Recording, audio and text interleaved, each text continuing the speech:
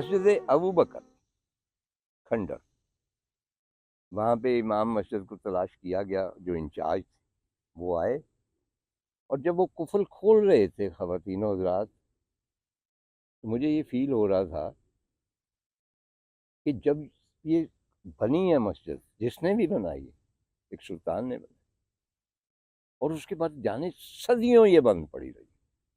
صدیوں، 10 20 100 سال نہیں، صدیوں،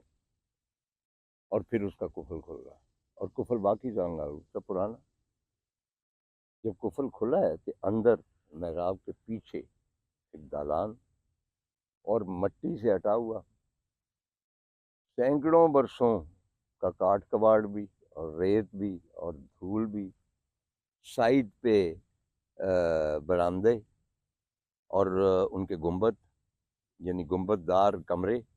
جو ظاہر مدرسہ ہوں گے، اور آخر میں محراب، اور وہاں پہ میں گیا ہوں،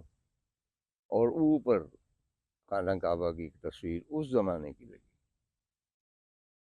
اور اس کے اوپر وہ گنبد، مین گنبد جو، تو امام مسجد بہت متاثر ہوئے، وہ اس لیے کہ جس عقیدت سے میں اسے دیکھ رہا تھا، مجھے تو اس مسجد کا ایک ایک ذرہ عزیز تھا۔ ظاہر ہے کہ بھئی میرا خیال تھا کہ میں نفل ادا کروں،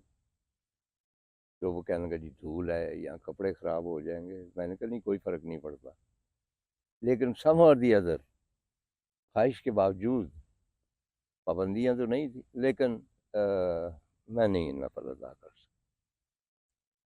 وہاں سے ہم نکلے ہیں، میں وہاں پر تقریباً 1 گھنٹہ رہا ہوں، مجھے اس کی تصویریں ملیں تو میں آپ کو دکھاؤں۔ اور اگین انہوں نے کہا کہ جی، میں نے امام مسجد سے پوچھا کہ یہاں پہ آپ نماز تو ہوتی نہیں،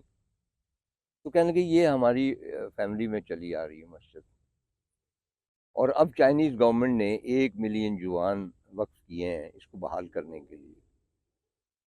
تو میں نے کہا کہ بھئی اللہ کرے کہ ایسا ہو اور میں دوبارہ ہوں اور یہ مسجد آباد ہو۔ اس کے بعد ہم باہر گئے ہیں، باہر 2 چیزیں تھیں، ایک تو بڑی مخصوص سی سیڑھی تھی، کہنے لگا اوپر چڑھ دیکھے، وہ اوپر میں گیا ہوں،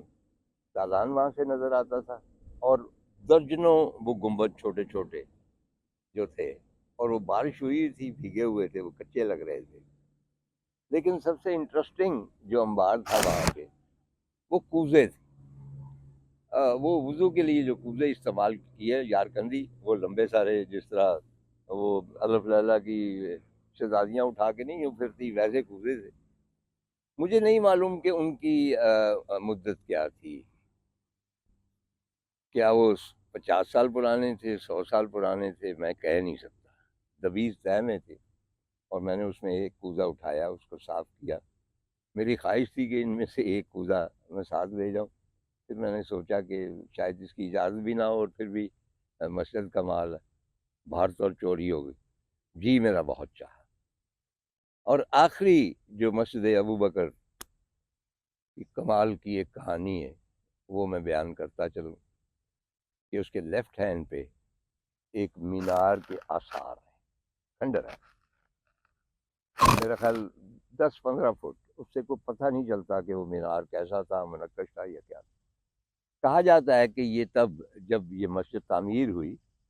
تب یہ مینار جو تھا یہ مکمل تھا، اور اس کے اوپر چڑھ کے اذان بھی دی جاتی تھی، اور جو کرمنل ہوتے تھے، جنہوں نے قتل کیا ہوتے تھے، ان کو یہاں سے دریائے یارکن میں پھینکا جاتا، اور ایسے ہی ایک کرمنل ہے، کرمنل نے تو نہیں، ان کی شاعری میں ایک شخص نے خواہش کی، اور خواہش کرتا ہے وہ شخص، وہ مقامی پوئٹری سے وہ ترجمہ کر کے میں آپ کو بتا رہا ہوں کہ میں ایک سادہ زندگی بسر کر رہا ہوں، لیکن میری خواہش ہے کہ میں کسی کو قتل کر دوں، اور جب میں کسی کو قتل کر دوں تو سلطان جو ہے وہ مجھے سزا دے کہ اس مینار کے اوپر سے اس پر نیچے دریائے یارکن میں پھینک دے، اور مجھے اس مینار سے نیچے دریائے یارکن میں پھینکا جائے، اور میں تیرنے لگوں، اور میں تیرتا تیرتا تیرتا سمندر پار کرتا مکہ پہنچا، میں مدینہ منورہ پہنچا ہوں تیرتا ہوں۔ بہت شکریہ۔